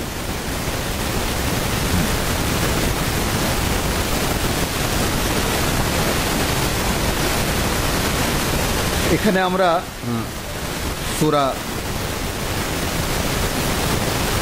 সূরা বাকারার আয়াত 63, ওয়াইদ আখাযনা মিসাকাকুম ওয়া রাফা'না ফাওকাকুমুত তুর, যখন নীলা নিয়েছিলাম তোমাদের কাছ থেকে প্রতিশ্রুতি, তুলে ধরেছিলাম তোমাদের মাথার উপরে তুর পাহাড়। খুযু মা আতাইনাকুম বিকুওয়াতিন, ধরো বা নাও যা আমি দিয়েছি তোমাদেরকে সর্বশক্তি দিয়ে। ওয়াযকুরু, এবং মুখস্থ করে নাও, মা ফীহি লাআল্লাকুম তাত্তাকুন, কি আছে সেই কিতাবের মধ্যে যেন তোমরা মুত্তাকি হতে পারো। বোঝা গেল একদম কিতাব কিভাবে পড়তে হবে, এর চাইতে স্পষ্ট দলিল তো। খুযু মা আতাইনাকুম বিকুওয়াতিন, কারণ এই কথা বনী ইসরায়েলকে যদি বলা হয়ে থাকে তা আমাদেরকে বলেনি আল্লাহ? এটা আমাদের পাঠ্য কেন? কি ইতিহাস? এখন আমাদেরকেও তো বলতেন খুযু মা আতাইনাকুম বিকুওয়াতিন ওয়াযকুরু মা ফীহি লাআল্লাকুম তাত্তাকুন, কারণ এই কিতাব কি? যালিকাল কিতাব লা রাইবা ফীহি হুদাল লিল মুত্তাকিন, মুত্তাকি হতে হলে কিতাব ছাড়া উপায় কি? আচ্ছা, সুম্মা তাওয়াল্লাইতুম মিন বাদি যালিকা, এইরকম ওয়াদা করার পরেও তোমরা সেখান থেকে মুখ ফিরিয়ে নিয়েছো। ফালাউলা ফাদলুল্লাহি আলাইকুম ওয়া রাহমাতুহু, আল্লাহর অনুগ্রহ এবং করুণা যদি না হতো তোমাদের উপরে, লাকুনতুম মিনাল খাসিরিন, তাহলে তোমরা এই যে সুযোগ পাচ্ছ এখন আবার কিতাব ধরার, এটাও পেতে না। বোঝা গেল? ওয়ালাকাদ আলিমতুম, তোমরা কিন্তু জানো, আল্লাযীনা ইতাদাউ মিনকুম ফিস সাবত, তোমাদের মধ্যে যারা ইয়াউমুস সাবত অর্থাৎ শনিবারের বিধানকে লঙ্ঘন করেছিল তাদের কি পরিণত হয়েছিল। ফাকুলনা লাহুম কুনু কিরাদাতান খাসিন, তাদেরকে বলেছিলাম যে নিকৃষ্ট বানরে পরিণত হও বা বানর হয়ে যাও। ফাজআলনাহা নাকালান, এইটা দেখাতে এনেছি। তাদের সেই ঘটনাটাকে আমরা একটা দৃষ্টান্ত বানিয়ে দিলাম। লিমা বাইনা ইয়াদাইহা, সমকালীন, তাদের সমকালীন মানুষের জন্য। ওয়ামা খালফাহা, এবং তাদের পরবর্তীকালের জন্য। ওয়া মাউইযাতান লিল মুত্তাকিন, এবং চিরকালীন মুত্তাকিদের জন্য একটি ওয়াজ, যে আল্লাহর আদেশ অগ্রাহ্য করলে কি পরিণত হয়। বোঝা গেল কথাটা? হ্যাঁ, ঠিক এইভাবে যে কলু, আমরা এখানে ওয়া নাকুনা আলাইহা মিনাশ শাহিদিন, যে আমরা তার সাক্ষী হয়ে থাকব। ক্বালা ঈসা ইবনু মারইয়াম আল্লাহুম্মা রাব্বানা, অর্থাৎ এখন রসুল মানে তার উম্মতের কথায় আর না বলতে পারেননি, কারণ তিনি তো পাননি কাউকে, জন্ম থেকে নিয়ে কথা বলছেন, বয়স 30 বছর 33 বছর হয়ে গেছে, তার স্বগোত্রীয়দের কাউকেই কিছু শোনাতে পারেননি তিনি এখন মৃত্যু মুখে উপনীত, তাই না? আমরা সূরা আলে ইমরানে পড়েছি ফালাম্মা আহাসসা ঈসা, তাই না, কুফরু বিহিম, তাই না, যখন সে অনুমান করলো যে তাকে প্রত্যাখ্যান করা হবে, সমুদায় জাতীয়ভাবে তাকে মানে প্রত্যাখ্যান করা হবে, তখন তিনি ডাক দিলেন মান আনসারি ইলাল্লাহ। ক্বালা ঈসা ইবনু মারইয়াম আল্লাহুম্মা রাব্বানা আনজিল আলাইনা মাঈদাতান মিনাস সামা। পেয়েছো আলে ইমরানের? আলে ইমরান ফালাম্মা আহাসসা ঈসা দেখাচ্ছে, হ্যাঁ, আয়াত 52 ফালাম্মা আহাসসা ঈসা মিনহুমুল কুফরা ক্বালা মান আনসারি ইলাল্লাহ। কে আছো আল্লাহর দিকে আমার পক্ষে আমার সাহায্যকারী? ক্বালাল হাওয়ারিয়ুন নাহনু আনসারুল্লাহ, আমরা আল্লাহর সাহায্যকারী। আমান্না বিল্লাহ ওয়াশহাদ বিআন্না মুসলিমুন। তো যদি আল্লাহতে ঈমান এনে থাকি, রব্বানা আমান্না বিমা আনজালতা, কি বলেছে হাওয়ারিরা? ঈমান এনেছি কিসের উপরে? বিমা আনজালতা, বিমা আনজালতা ওয়াত্তাবানা রাসূল। আর এখন দেখো মেনে চলছি তোমার রসুলকে, তোমার বার্তাবাহক। ফাকতুবনা মা শাহিদিন, পাওয়া গেল শাহিদ। কুনু কাওয়ামুনা বিল কিসত শুহাদা লিল্লাহ, কুনু কাওয়ামুনা লিল্লাহি শুহাদা বিল কিসত ওয়া কাযালিকা জাআলনাকুম উম্মাতান ওয়াসাত লিতাকুনু শুহাদা আলান নাস ওয়া ইয়াকুনু রাসূলু আলাইকুম শাহীদা, শুহাদা আলান নাস ফাকতুবনা মা শাহিদিন। قال عيسى ابن مريم اللهم ربنا انزل علينا مائدة। তখন ঈসা ইবনে মারইয়াম বলল, হে প্রভু, তুমি নাজিল করে দাও আমাদের উপরে একটি খাদ্য ভরা পাত্র, মিনাস সামা, আকাশ থেকে, তাকুনু লানা ঈদান, আমাদের জন্য একটা আনন্দের উৎসব হয়ে যায়, যেন সেটা হয় আমাদের জন্য একটি আনন্দ উৎসবের মাধ্যম। ঈদান লি আউয়ালিনা ওয়া লি আখিরিনা, আমাদের এই প্রথম প্রজন্ম যারা তার প্রাপক হবে, যা খাবে তা সেখান থেকে তারা, এবং যেহেতু তারা ওয়াদা করেছে সাক্ষী হবে, তাহলে প্রজন্মের পর প্রজন্ম ওয়া আখিরিনা, এখনও আছে ইস্টার সানডে, না পারি না, করি না, সেটা করি না। ওয়া আয়াতাম মিনকা, এবং তোমার কাছ থেকে একটি অলৌকিক নিদর্শন।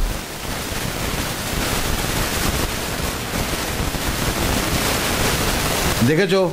তাহলে এরা কিন্তু আল্লাহকে চ্যালেঞ্জ করে অলৌকিক নিদর্শন দেখতে চায়নি, দুরভিসন্ধি মনে নিয়ে অলৌকিক দেখতে চায়নি। বোঝা গেল কথাটা? এই ইতিবাচক আর নেতিবাচকের দিক। মক্কার কুরাইশরা কি বলেছিল? যুগে যুগে কালে কালে রসুলদেরকে যারা চ্যালেঞ্জ করেছিল, আয়াত দেখাও, কে অলৌকিক কিছু দেখাও যদি রিসালাতের দাবি তোমার হয়ে থাকে। কিন্তু আয়াত দেখালে কি হলো? হাজা সেহরুম মুবিন। একটু আগে বনি ইসরায়েলকেও দেখে আসলাম আমরা। ঈসা তো মৃতকে জীবিত করে দেখিয়েছেন, তবু তো কেউ মানেনি। তো যারা মানেনি তারা মানেনি, তারা আয়াতও দেখেনি, আল্লাহর বড় বড় আয়াত দেখেও তারা বিশ্বাস করেনি। কিন্তু যারা বিশ্বাস করেছে, তারা ছোট্ট একটা খাদ্য ভরা পাত্র আকাশ থেকে এসেছে, তাতেই তারা খুশি হয়ে গেছে। বুঝতেছেন? আমাদের এখানে উপস্থিত অনেকেই এই কথাগুলো বুঝতে চায় না।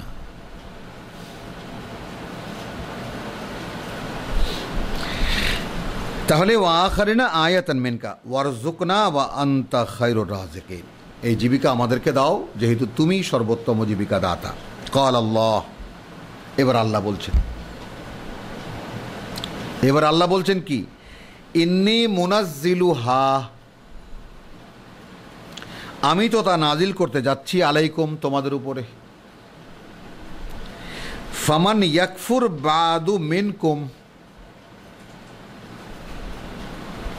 এখন যাদের সামনে এই খাদ্য ভরা পাত্র আসছে, সেই তোমাদের মধ্যে থেকে এর পরেও যে কেউ অকৃতজ্ঞতা করবে, ফাইন্নী উআযযিবুহু, তাহলে আমি কিন্তু শাস্তি দেব তাকে আযাবান, এমন এক শাস্তি লা উআযিবুহু আহাদাম মিনাল আলামিন, যেই রকম শাস্তি এই পৃথিবীতে আমি কাউকে আর দেইনি।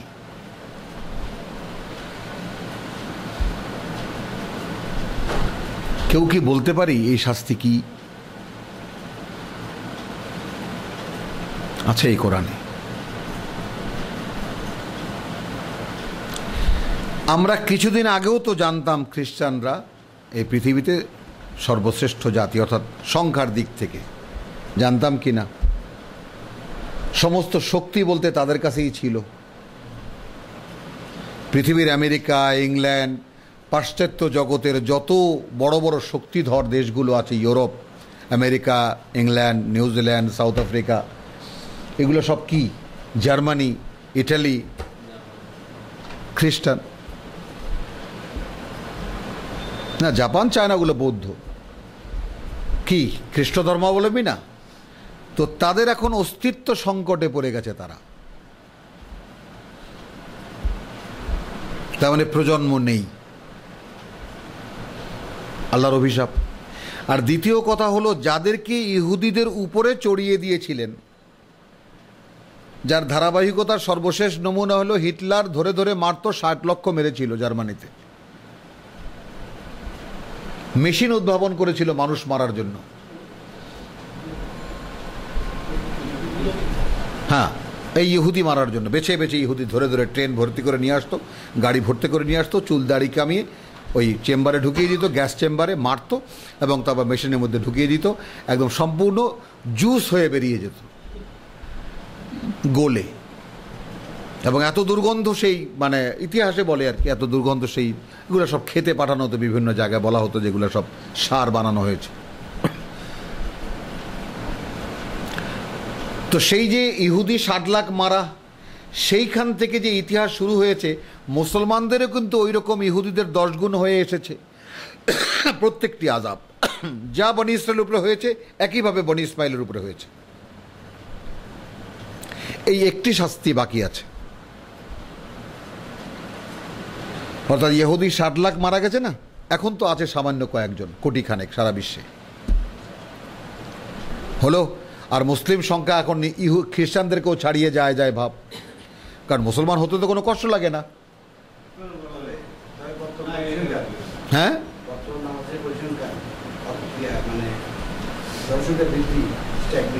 হ্যাঁ, স্ট্যাগনেন্ট একেবারে না, দাঁড়িয়ে গেছে। হ্যাঁ, বাস, আর কি কদিন লাগবে ফুরিয়ে যেতে? হ্যাঁ, মাইনাসে হয়ে যাবে, আমরা ইনশাআল্লাহ পারবো সেটাও মাইনাস করে ফেলতে। কিন্তু ইন্ডিয়া বাড়ছে, জার্মানিতে বাড়ছে, 28 বছর পরে জার্মানি আপনা থেকেই মুসলিম কান্ট্রি হয়ে যাবে, শুধু জেনারেশন গ্রোথের কারণে, আনকন্ট্রোলড। জার্মানি চ্যান্সেলর বলেই দিয়েছে 26 বছর পরে তার 3 বছর তো 4 বছর তো চলেই গেল, তার 20-22 বছর আছে যে জার্মানি আপনা থেকেই মুসলিম কান্ট্রি হয়ে যাবে। তাহলে যেই কথাটা বলার জন্য এত ইতিহাস ঘাটা, ওই একটি শাস্তি এখন আমাদের জন্য বাকি আছে, যার বার্নিং ইরাক থেকে শুরু হয়েছে। আমরা কি দেখতে পাই? ইরাক শূন্য হয়ে যাবে এক সময়। এই ইসলামী স্টেট এগুলো সব কিছু না, এগুলো সব ইহুদিদের চাল। অর্থাৎ ইরাককে জনশূন্য করা হলো মেইন প্ল্যান ইহুদিদের। এটা বেরিয়ে আকারে মানে আদি প্ল্যান। এটা সমস্ত ইরাককে একেবারে আরব শূন্য করে ফেলা হবে, কারণ ইরাক মূলত ইব্রাহিম আলাইহিস সালামের জন্মভূমি, বোঝা গেল? তো তারা বৃহত্তর ইসরায়েলের যে পরিকল্পনা, তাদের ইরাক, সিরিয়া এবং এই ফিলিস্তিন এবং জর্ডানের কিয়দাংশ, অর্থাৎ ইব্রাহিম আলাইহিস সালাম যেখানে যেখানে গিয়েছেন, এবং মদিনায় আমরা পড়েছি না আমাদের ইতিহাসে, যে দাজ্জাল মদিনায়ও যাবে, খালি মক্কায় প্রবেশ করতে পারবে না। তারই ব্লু প্রিন্ট এখন নীল নকশা বাস্তবায়ন হচ্ছে। তো ইরাক শূন্য হয়ে যাবে। আর না হলে কে বলতে পারে যে ওদিকে আরব, কি জানি, সংযুক্ত আরব আমিরাত একটা, আর একটা হলো, আর এরকম একটা কী দেশের নাম, কুয়েত, আর একটা ওই যে শিয়া প্রধান কোথায় জানো, এইরকমই আরবের এই যে ছোট ছোট দেশগুলোর মধ্যে একটা, আরে না, শিয়া প্রধান দেশ সেখানে দাবিয়ে রেখেছে। না, ইরান তো হলো সেটা, ইরান। কিন্তু আরবের আবুধাবি, ওই যেখানে মিছিল টিছিল হয়েছিল, একদম খুব রোলার চালাইছে, স্টিম রোলার, জনসংখ্যার মানে না, প্রধান জনগোষ্ঠী শিয়া, শিয়া সংখ্যাগরিষ্ঠ সে দেশ, আরবদেরই একটা দেশ। সৌদি বর্ডারে প্রচুর শিয়া, আর ইয়ামান সুন্নি দেশ কিন্তু শিয়া হয়ে গেছে, কেউ আমরা খেয়াল করি না জানো। আর এখানে আমি মিলিয়ে দিতে চাই যে এই ইরানের ইতিহাস পড়লেও তাজ্জুব বনে যেতে হয় যে ইরান তো বেসিক্যালি সুন্নি দেশ, সুন্নি মুসলমানদের দেশ, শিয়া হয়ে গেল কেমন করে? ইরানিরা হাসে আর বলে, ভাবো তোমরা কেন হয়ে গেল, হলো তো ইয়ামানে শিয়া ঢুকলো কোত্থেকে? এবং সেটা এমন অপ্রতিরোধ্য শক্তি হয়ে গেছে তারা এখন। তারপরে সিরিয়ায় শিয়া, তো যেইটা বার্নিং অর্থাৎ যেই আগুন জ্বলার যে ভাট্টি, যে চুলা, সেটা কিন্তু ধরানো হয়ে গেছে। এবং ওই 60 লাখের 10 গুণ কত? 6 কোটি। এই মুসলমান নামের 6 কোটি মরবে এই ভূখণ্ডে।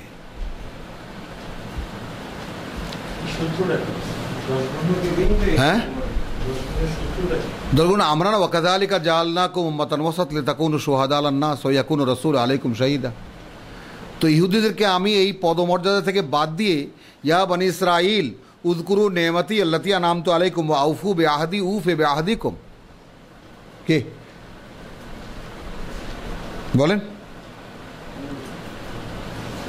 হে ইসরায়েলের বংশধর, আমার সাথে করা প্রতিশ্রুতি পূর্ণ করো, তাহলে আমিও তোমাদের সাথে করা প্রতিশ্রুতি পূরণ করব। ওয়াইয়া ফাত্তাকুন ফারহাবুন, আমাকেই ভয় পাও।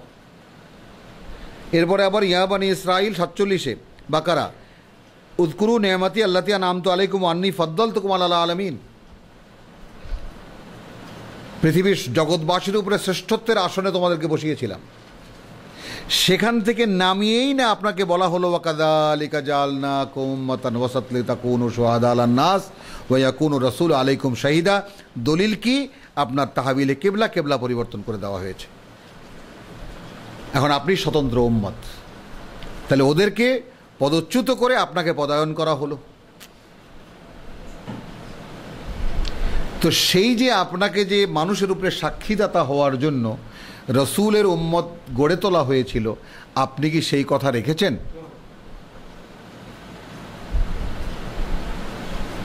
বা রেখে চলেছেন?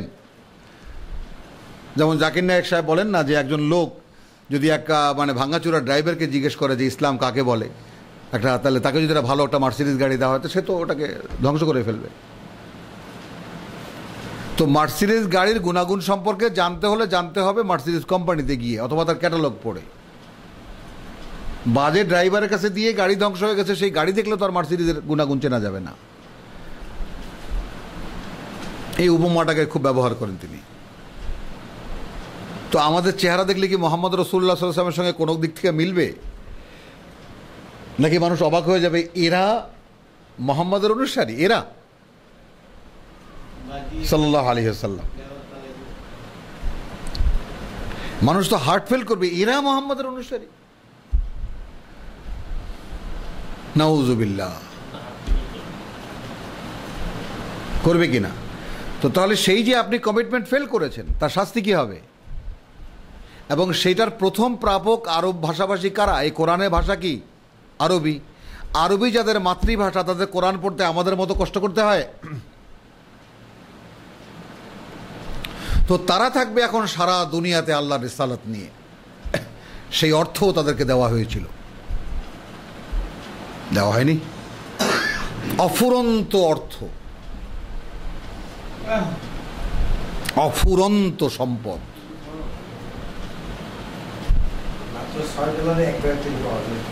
হ্যাঁ, $60।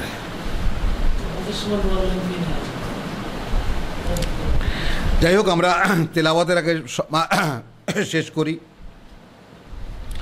তাহলে এই কথাটা বোঝা গেল। এখন মিলাও। ইন্নী মুনাজ্জিলুহা আলাইকুম।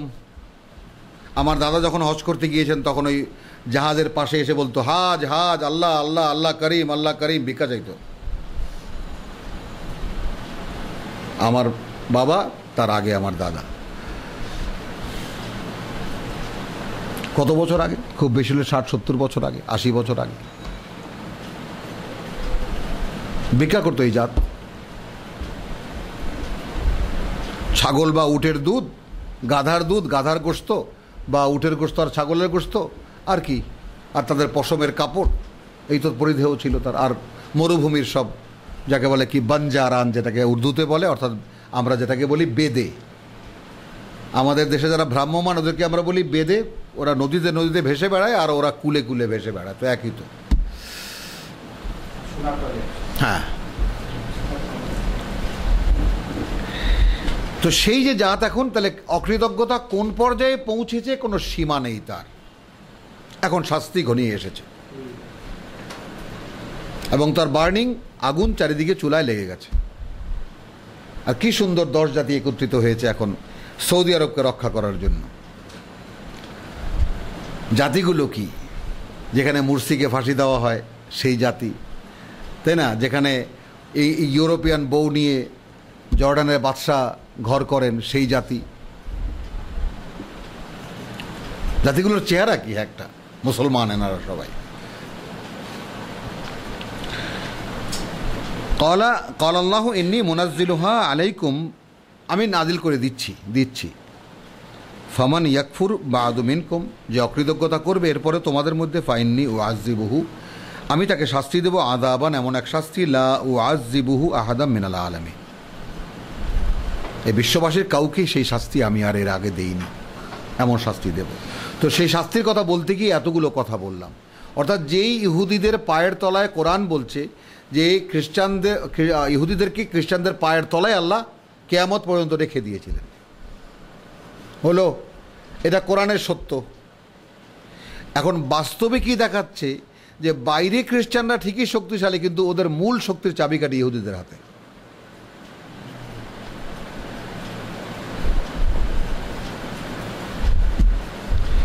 আর এখন আমরা দেখি, এখন পর্যন্ত মুসলিম উম্মাহ কিন্তু এইরকম কোনো, মানে পরোক্ষভাবে আছে, প্রত্যক্ষ গোলামিতে নেই।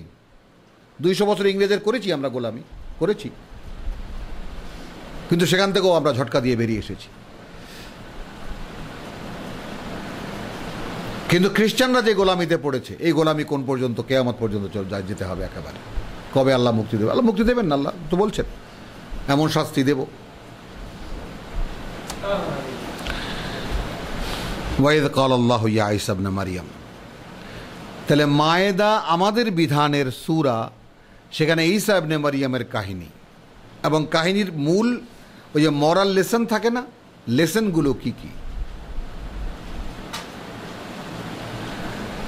হে ঈসা ইবনে মারইয়াম, মারইয়াম পুত্র ঈসা, আনতা কুলতা লিন্নাসি ইত্তাখিযুনি উম্মি ওয়া উম্মি ইলাহাইনি মিন দুনিল্লাহ, আল্লাহ ছাড়াও আমি আর আমার মাকেও তোমরা উপাস্য বানিয়ে নাও বা মান্য বানিয়ে নাও,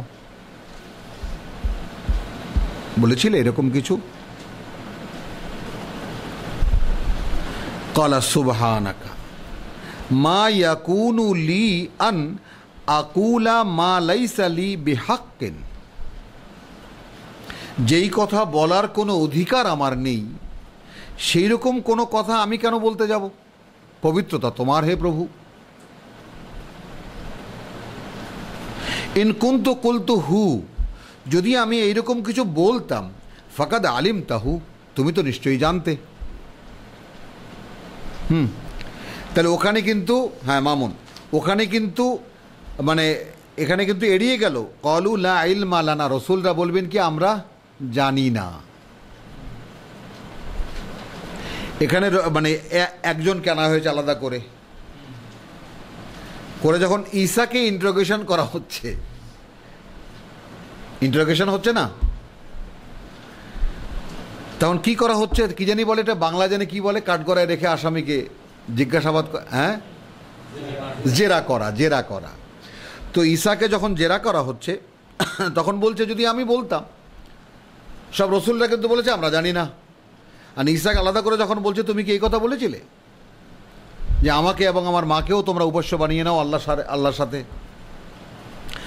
এ বলছে যে যদি আমি বলতাম তা আমি কেন বলবো এই কথা, যে কথা বলার অধিকার আমার নেই? আর যদি আমি এরকম কিছু বলতাম তুমি তো জানতে। আচ্ছা, তা'লামু মা ফি নাফসি, আমার মনে কি আছে তা তো তুমি জানো। ওয়ালা আ'লামু মা ফি নাফসিক, আর তোমার মনে কি আছে কথা আমি জানি না। সব চাপাচ্ছে আল্লাহর উপরে।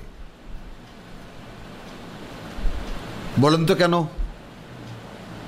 কারণ যেই কষ্ট করেছে রাসূলরা এই দুনিয়াতে এসে, যেমন জাতির ধ্বংস যাওয়া রসুলদের অধিকার দাঁড়ায় কি? চাওয়া। নূহকে দিয়ে, ঈসাকে দিয়ে, ফাফরুক বাইনানা ওয়া বাইনা কওমিজ জালিমিন, প্রভু আমাদের পক্ষে আর সম্ভব না, আমার পক্ষে আর সম্ভব না। আবার মূসা আলাইহিস সালাম এই ফেরাউনকে কি বলেছেন? তুমি এদেরকে যে ধন সম্পদ দিয়েছো, তাই না, তা তো এই জন্যই দিয়েছো যেন এরা নিজেরাও ধ্বংস হয়, মানুষকেও ধ্বংস করে। তা এখন যা কিছু হয়েছে এদের যেন ঈমান আনার সুযোগ না পায় সে আযাব দেখার আগে। তাই পৃথিবীতে রসুলদের এটা অধিকার, যদি রিসালাতের দায়িত্ব পালন করেন তবে। আবার মৃত্যুর পরে কিয়ামতের দিনে সেই অধিকারের ইঙ্গিত আমরা দেখছি কিনা? সব দোষ আল্লাহর ঘাড়ে চাপিয়ে দিচ্ছে রসুলরা। আমি কি করে, তার মানে পরোক্ষভাবে যেন বলছে আমি কি করেছি তুমি দেখো নাই। এই অধিকার দেন আল্লাহ তার বান্দাকে। হ্যাঁ, না না না, আমি কি করছি তুমি জানো না। সুবহানাল্লাহ বিহামদিহি। মানে এই হলো আল্লাহর সঙ্গে বান্দার সম্পর্ক। মানে ওই ইব্রাহিম আলাইহিস সালাম যে প্রভু, তাই না, আওয়ালাম তুমিন কাইফা তুহিল মাউতা, তাই না, রাব্বি আরিনি কাইফা তুহিল মাউতা। ইব্রাহিম আলাইহিস সালাম যেমন, প্রভু তুমি মরাকে কি করে জীবিত করো আমাকে একটু দেখাও। আল্লাহ বলছেন আওয়ালাম তুমিন, ইব্রাহিম বিশ্বাস করো না? বলা বিশ্বাস তো করি। বিশ্বাস করি না মানে উল্টো আবার চাল, বলা অবশ্যই বিশ্বাস করি। ওয়ালাকিন তাতমাইন্না কালবি, একটু অন্তরটাকে তৃপ্ত করতে চাই। তো কত রকম আবদার আল্লাহর সঙ্গে বান্দার চলে যদি বান্দা হয়।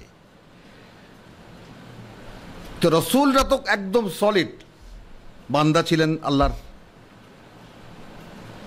আসলামু, যারা সম্পূর্ণ সমর্পিত ছিল আল্লাহতে। তা আমার মনে কি আছে তা তো তুমি জানো, কিন্তু তোমার মনে কি আছে তা তো আমি জানি না।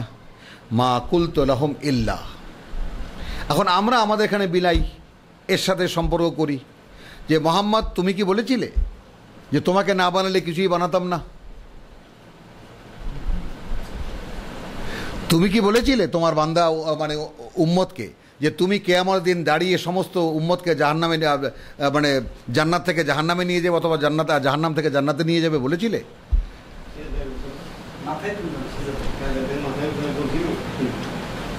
বলেছিলে তুমি যে তুমি এমনভাবে সেজদায় পড়ে থাকবে যে মাথাই তুলবে না, আর আমি হাউমাউ করে কেঁদে উঠবো যে ইয়া পেয়ারে হাবিব আপনি মাথা তোলেন, আপনি কি চান বলেন, জাহান্নাম সুদ্ধা জান্নাতে ঢুকিয়ে দেই।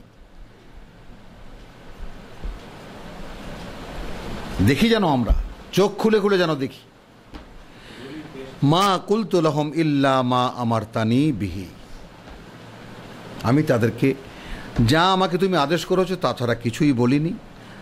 বলেছি এই আন ইবুদুল্লাহ রাব্বি ওয়া রাব্বাকুম, আল্লাহর গোলামি করো, তিনি তোমাদেরও সৃষ্টিকর্তা প্রতিপালক, আমারও সৃষ্টিকর্তা প্রতিপালক। কোনো পার্থক্য আছে নবীতে আর মানুষে, রসুলে এবং মানুষে? নেই। একজন মানুষকে মানুষের মেনকুম তোমাদের মধ্যে থেকে আল্লাহ একজনকে সংরক্ষণ করেন, বাস তার মুখে থেকে তিনি ওহী বলান। ওয়া কুনতু আলাইহিম শাহিদান, পাওয়া গেল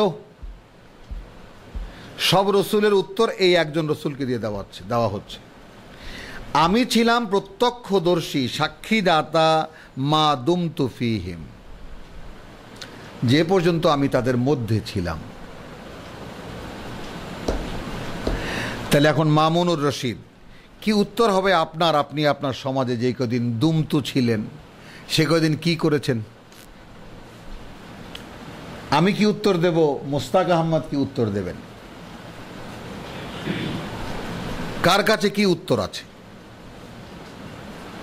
যে আমি সচেতনভাবে যে কয়দিন আমি আমার পরিবেশের মধ্যে ছিলাম সেই কয়দিন আমি এই কাজ করেছি? কে হেমদাস সাহেব? আমি আপনাকে জিজ্ঞেস করতে সাহস করি না। কার কাছে কি উত্তর আছে সেটা যেন তৈরি হয়ে থাকেন। একটি জীবন দেওয়া হয়েছিল, সে জীবন দিয়ে কি করেছেন? মা কুলতু লাহুম ইল্লা মা আমারতানি বিহি আন ইবুদুল্লাহ রাব্বি ওয়া রাব্বাকুম ওয়া কুনতু আলাইহিম শাহীদান মা দুমতু ফীহিম। প্রত্যক্ষদর্শী সাক্ষীদাতা ছিলাম তাদের উপরে সেই পর্যন্ত যে পর্যন্ত ছিলাম তাদের মধ্যে। ফালাম্মা তাওয়াফাইতানি, তারপর যখন তুমি আমাকে ফিরিয়ে নিয়ে এলে, প্রত্যাহার করে নিয়ে এলে, কুনতা আনতার রাকিব আলাইহিম, তারপর থেকে তো তুমিই তাদের উপরে তত্ত্বাবধায়ক। আমি কি জানি? হলো ওয়া আনতা আলা কুল্লি শাইইন শাহীদ, আর তুমি তো এমনিতেই সব কিছুর উপরে সাক্ষীদার।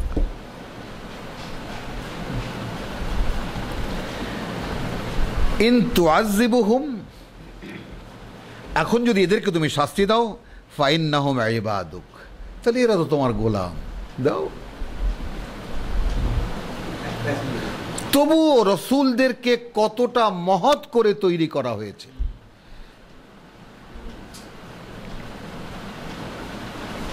মানে তবুও উম্মতের মায়া ত্যাগ করেন না। হ্যাঁ, রেডি, সব শাস্তিযোগ্য দাঁড়ানো, তোমার বান্দা, এখন তুমি পুড়িয়ে মারো আর জীবন তোমারও, তোমার খুশি, তোমারই বান্দা। ওয়াইন তাগফির লাহুম, আর যদি ক্ষমা করে দাও, ফাইন্নাকা আনতাল আজিজুল হাকিম, তাহলে তুমি তো সে যে সর্বশক্তিমান, সকল জ্ঞানে জ্ঞানী। একদম দেখেছ মোহাম্মদের বার্তার মধ্যে কার বার্তা? তার আগের সর্বশেষ রসুলের বার্তা। সে লয়ে গেছে।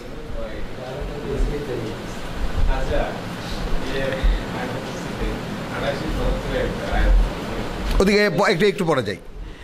ইন তুআযযিবহুম ফাইন্নাহুম ইবাদুকা, তোমার বান্দা এরা। ওয়া ইন তাগফির লাহুম, আর যদি ক্ষমা করে দাও, ফাইন্নাকা আনতাল আজিজুল হাকিম।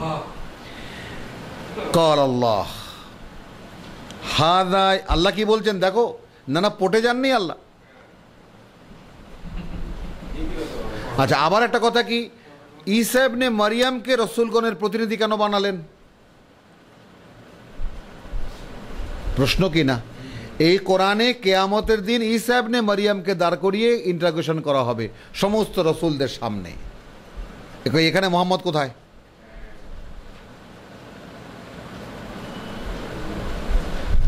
যাকে না বানালে কিছুই বানানো হতো না, শ্রেষ্ঠ নবী, শ্রেষ্ঠ রসুল, কোথায়? এই কোরআনে তো এরকম কোনো অস্তিত্বই নাই। যে সমস্ত কথা থেকে আমরা কি বানাই, ওই রাহমাতুল লিল আলামিন, ব্যাস, এই হলো আমাদের সর্বোচ্চ দলিল।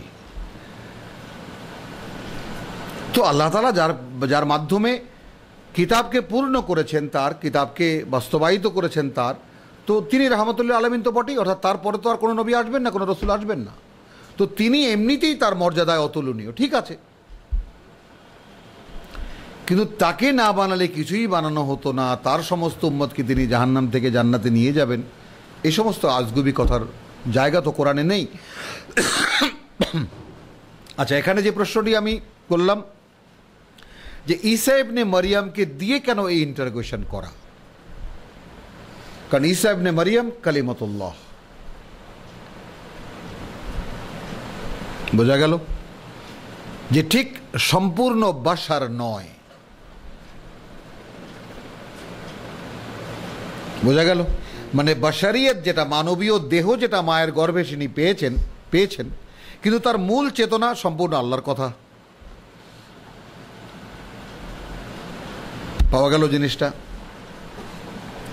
ইন তুআযযিবহুম ফাইন্নাহুম ইবাদুক ওয়া আচ্ছা ক্বাল্লাহু হাযা ইয়াউমু ইয়ানফাউস সাদিকিনা সিদকুহুম।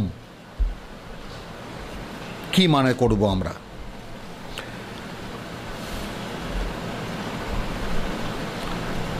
আজকের যে দিন উপকারে আসবে যারা সত্যবাদী ছিল, সত্যের ধারক হয়েছিল, সত্যায়ন করেছিল এবং সত্যায়ন করে সত্যের ধারক হয়েছিল, মানে তাদের সত্যায়ন। এটা আমরা সূরায় মানে সূরা আমাদের বাকারার 177কে দেখলেই আমাদের পরিষ্কার হয়ে যাবে।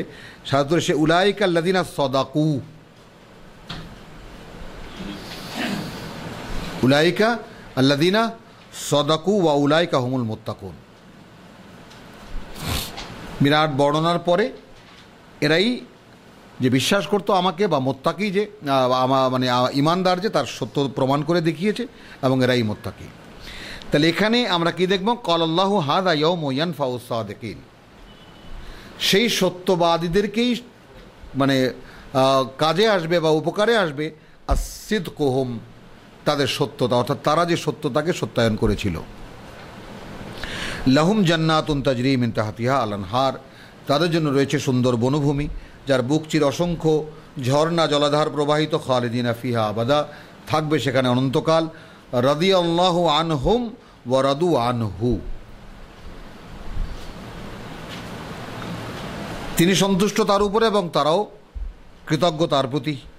যালিকাল ফাউজুল আযীম, এইটাই হলো সর্বোত্তম মানে সাফল্য বা সফলতা। লিল্লাহি মুলকুস সামাওয়াতি ওয়াল আরদ, আল্লাহরই রাজত্ব ওই আকাশমণ্ডলী আর এই পৃথিবী। ওয়ামা ফিহিন্না, আর যা কিছু আছে দুইয়ের মাঝখানে বা এই সমুদায়ের মধ্যে।